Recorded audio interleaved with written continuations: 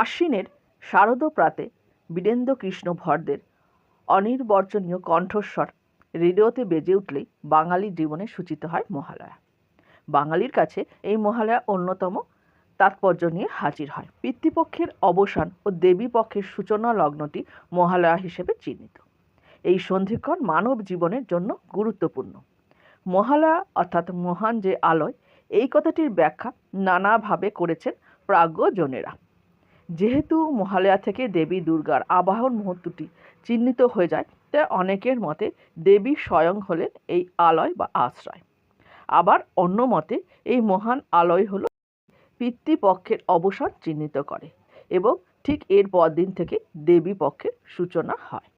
Hello বন্ধুরা, welcome back to my channel. আজকে এই ভিডিওয়ে আমি আলোচনা করব মহালয়াকে কি আদৌ শুভ বলা উচিত নাকি মহালয়া অশুভ। আমরা বেশিরভাগ সময় সবাইকে জানাই শুভ মহালয়া। এই মহালয়া শুভ না অশুভ তা নিয়ে আজকের ভিডিওটি ভালো লাগলে অবশ্যই লাইক করে কমেন্ট করবেন এবং চ্যানেলটিকে সাবস্ক্রাইব করে রাখবেন। তো চলুন শুরু করি। পিতৃপক্ষের এক পক্ষকাল পিতৃপুরুষরা মনুষ্যলোকের কাছাকাছি চলে আসে। পুরাণ মতে ব্রহ্মার নির্দেশে গড়ে ওঠে এই মহামিলন ক্ষেত্রটি। এই সময় তাই পিতৃপুরুষের উদ্দেশ্যে তর্পণ করে মানুষ।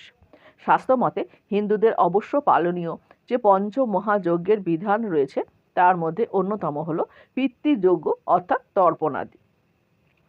এই তর্পণ কথার অর্থ হলো যাতে অন্নের তৃপ্তি হয় সেই উদ্দেশ্যে জলদান। তর্পণ তাই শুধু পিতৃপুরুষের উদ্দেশ্যেই নয়, সর্বভূতের উদ্দেশ্যে করতে হয়। তর্পণের মন্ত্রের ভিতরে নিহিত রয়েছে সেই নির্দেশ। অব্রহ্ম স্তম্ভ পর্যটং দেবশ্রী পিতৃ মানবাং তৃপ্তন্ত পিতরং সর্বে মাতৃ মাতা মহোদয়। অব্রহ্ম স্তম্ভ পর্যন্ত জগৎ তৃপ্ত তু, অর্থাৎ দেবগণ, ঋষিগণ, পিতৃগণ, নরগণ, ব্রহ্মা হইতে তৃণশিখা পর্যন্ত সমস্ত জগৎ আমা কর্তৃক প্রদত্ত অন্ন জলে তৃপ্তি লাভ করুন। এই হলো তর্পণের গূঢ় কথা। শাস্ত্র বলে সর্বং খলিদং ব্রহ্ম, অর্থাৎ সমস্ত জগৎ ব্রহ্মময়। তাই জলদান করতে হয় সর্বভূতের উদ্দেশ্যে। যেহেতু পিতৃপক্ষে পিতৃলোক ও মনুষ্যলোক কাছাকাছি চলে আসে, তাই ধারণা করা হয় এই সময়কালে যদি পিতৃপুরুষের উদ্দেশ্যে তর্পণ অর্থাৎ জলদান করা হয়, তবে তা তাঁদের কাছে সহজে পৌঁছায়, যার মহাপ্রকাশ পিতৃপক্ষের শেষ দিনটিতে অর্থাৎ মহালয়া। এই কারণেই পিতৃপক্ষের অবসানে মানুষ তর্পণে রত হন। মহালয়ার এক অর্থ যে পিতৃলোক, তাই ধারণা থেকে উঠে এসেছে। একই সঙ্গে পিতৃপক্ষের অবসানে দেবী পক্ষের সূচনাও যেহেতু চিহ্নিত হয়, তাই মহালয়া অর্থে মা দুর্গাকে আশ্রয় ধরা হয়। শাস্ত্রে কথিত আছে এই দিনেই মহিষাসুর বধের দায়িত্ব গ্রহণ করেন দেবী দুর্গা। মহিষাসুরের কবল থেকে দেবগণকে উদ্ধার করার লগ্ন যেহেতু এখান থেকেই সূচিত হচ্ছে, তাই পরমা প্রকৃতি বিশ্ব জননীর আশ্রয়ই হলো মহান আলয়, এমত পোষণ করেন অনেকেই। তবে মহালয়া শুভ না অশুভ এ নিয়েও তর্ক কম নেই। কেউ কেউ বলে থাকেন এই দিনটি শুভ নয়, যেহেতু এই দিন পিতৃপুরুষের স্মরণ করা হয়, তাই প্রকৃতপক্ষে এ আসলে শোকের দিন। দিনটিকে সেহেতু শুভ বলে চিহ্নিত করা সঙ্গত নয়।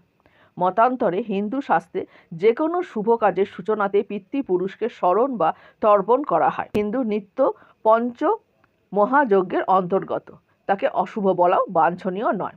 যদি তর্পণের বৃহত্তর অর্থটি ধরতে হয়, তা আসলে ইঙ্গিত দেয় জগৎব্যাপী এক মহামিলন ক্ষেত্রে। মিলনের এই মুহূর্ত এবং তার উদযাপন তাই কোনোভাবেই অশুভ হতে পারে। আগামী 2 অক্টোবর 2024 পড়েছে মহালয়া। সেদিন আবার গান্ধী জয়ন্তী, আবার সেদিনই কিন্তু হচ্ছে এই বছরের দ্বিতীয় সূর্যগ্রহণ। এখন প্রশ্ন হলো, গ্রহণের কারণে মহালয়া পিতৃ তর্পণে কি বাধা পড়বে? এবছরের দ্বিতীয় সূর্যগ্রহণ শুরু হবে আগামী 2 অক্টোবর 2024 বুধবার রাত 9টা 13 মিনিটে এবং গ্রহণ ছেড়ে যাবে রাত 3টে 17 মিনিটে। গ্রহণ স্থায়ী হবে 6 ঘন্টা 4 মিনিট।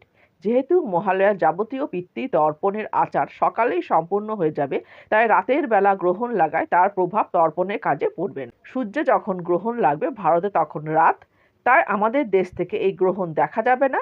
গ্রহণ দেখা যাবে না বলে গ্রহণের সূতক কালও এখানে কার্যকরী হবে না।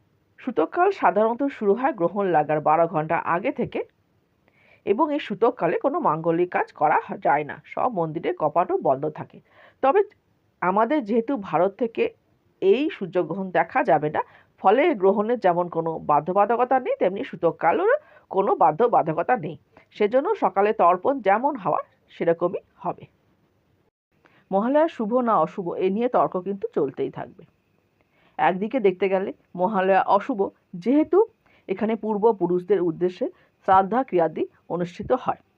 সেই দিক থেকে দেখতে গেলে মহালয়া হচ্ছে অশুভ, কিন্তু মহালয়ার দিনই আবার দেবীপক্ষের সূচনা হওয়ায় তারপরে আমাদের শুরু হয় সবচেয়ে শ্রেষ্ঠ উৎসব দুর্গোৎসব। মা আসেন এই হিসেবে আমরা কিন্তু এই মহালয়ার দিন থেকে ধরে থাকি, তাই সেই হিসেবে দেখতে গেলে মহালয়া কিন্তু শুভ। তাই মহালয়াকে শুভ বলবো না অশুভ বলবো তা কিন্তু সম্পূর্ণ নিজের উপর বা নিজের সিদ্ধান্তের উপরই নির্ভর করবে। ভিডিওটি কেমন লাগলো অবশ্যই জানাবেন, আর ভিডিওটি ভালো লাগলে অবশ্যই লাইক করে কমেন্ট করে চ্যানেলটিকে সাবস্ক্রাইব করে রাখবেন। আজ এই পর্যন্তই।